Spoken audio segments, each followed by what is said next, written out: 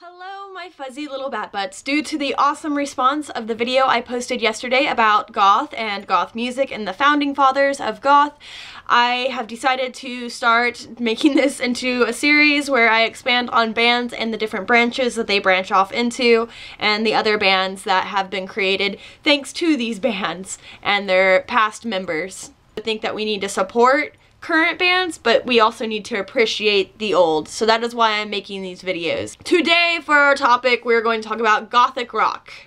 And though I have titled this video Gothic Rock, we are only going to cover 3 gothic rock bands simply because the Sisters of Mercy branch off into so many things that I didn't want to overwhelm the viewers with tons of band titles and band names. I only want to do a select few band names so that they can look them up and possibly get their interest sparked, and then from there they can move on and find more artists. So please understand this video is going to be very, very basic, and this video is not going to be a video where I say tons of obscure names. The first band we're going to talk about today is the Sisters of Mercy, and literally every album I own of the Sisters of Mercy, I can listen to the whole album without feeling like I need to skip a track. Their music is very consistent and it's always very catchy and you always find yourself singing it. So I highly recommend that you check out the Sisters of Mercy. And I'm holding a Cult CD. Sorry, I don't know how the Cult CD got in there, but hey, here's the Cult. I guess you could check that out too. So out of the Sisters of Mercy, if you're new to the Sisters of Mercy, I recommend you check out First and Last and Always and Floodland.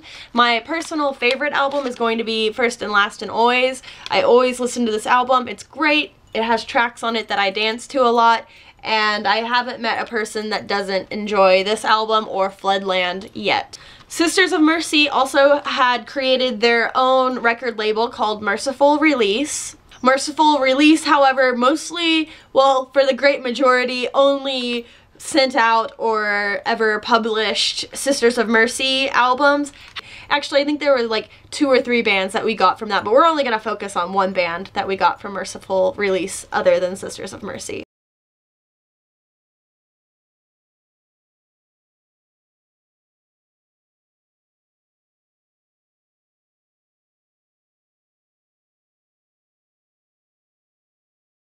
The March Violets. The March Violets are really awesome. It's a combination of female and male vocals, and it does sound similar to the Sisters of Mercy. However, it does stand alone, and I really, really enjoy the March Violets. I recommend it completely and totally with all faith because I think that most people will enjoy the March Violets. And actually, some interesting information about the March Violets is that they used to be a support act for Dead Can Dance.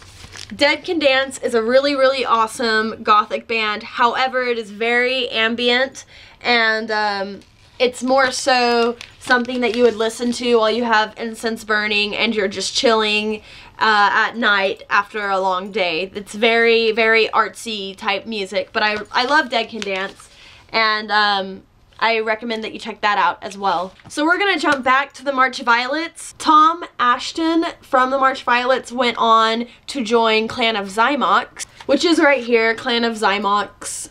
Clan of Xymox is really, really awesome as well. Has great gothic soundscape, and I just recommend in general to check out Clan of Xymox because from there I feel like you can branch off and find some more things that are really, really interesting. And now we're going to jump back to the Sisters of Mercy. So some of the members of the Sisters of Mercy ended up breaking off. Wayne and Craig broke off, and they ended up creating the Mission, or as here in America they are called the Mission UK.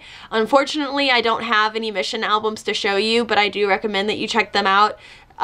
The Mission UK is very, very difficult to find, and I really enjoy hunting record stores rather than ordering on Amazon. So I'm sorry I don't have any physical examples, but Mission, or the Mission UK. The Mission UK also has a drummer, Mick Brown, and he was in Red Lorry, Yellow Lorry. And I also recommend that you check out Red Lorry, Yellow Lorry. Unfortunately, once again, where I live in my state, this is another very difficult title to find, so I don't have any physical copies, and I don't buy anything unless I am in a record store because I feel like that's more special and it's more exciting whenever you run across something in a record store. So Now we are jumping back to the Sisters of Mercy again. Please bear with me, I'm sorry, there is a lot of history with the Sisters of Mercy, which is why there's so much jumping around. In 1996, the bassist of the Sisters of Mercy, named Patricia, ended up leaving the Sisters of Mercy and she joined the Damned. The Damned has their own huge history behind them,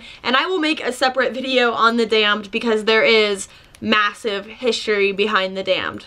But I definitely recommend checking out the Damned. They're really awesome and they're a really great starting point for anybody that's new in the scene. Dave, the lead singer of the Damned, is well known for the fact that he used to work in a cemetery and that in the original starting of the Damned, he always dressed up like a vampire. And Patricia, who was a part of the Damned in 1996, also was a part of another band called The Gun Club. Once again, this is another title that is very hard to find where I live, which is why I have no physical copies, but I recommend you check out The Gun Club. It kind of has some more punk noises in it, but it is still really great. So Gun Club, check it out. So now we are hopping right back to the Sisters of Mercy and another branch that happened from the Sisters of Mercy. So Wayne, who had went off and had been a part of the Mission, also went off and did another project, and he was a part of Dead or Alive. He was the guitarist for Dead or Alive, to be more specific. I have 2 Dead or Alive albums right here that I really just don't care that much about, but I do have one Dead or Alive album that I really love.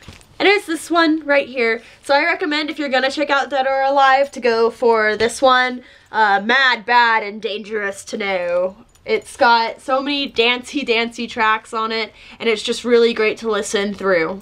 Well, I hope I haven't confused you too much, and I hope that I haven't jumped around so much that now you just feel really lost. But those are some bands that you should check out. I do have one last gothic rock band that you should check out, and it is Fields of the Nephilim. Unfortunately, I don't have the big history context with them. I do love their music. However, whenever I look up stuff on them, I do fall short of finding too much information. So if you know a lot about the Fields of Nephilim and their past and their history, feel free to talk about it below because I would love to learn more about them. So that's it for the video today. I realize I talked about the Sisters of Mercy a whole lot, and the video should probably be titled The Sisters of Mercy, but since it's a very brief overview of gothic rock and it's just an introduction for people who are new to the goth scene, I didn't want to go too far into it because the Sisters of Mercy did have so many branches and so many bands that I felt were important for new people to check out.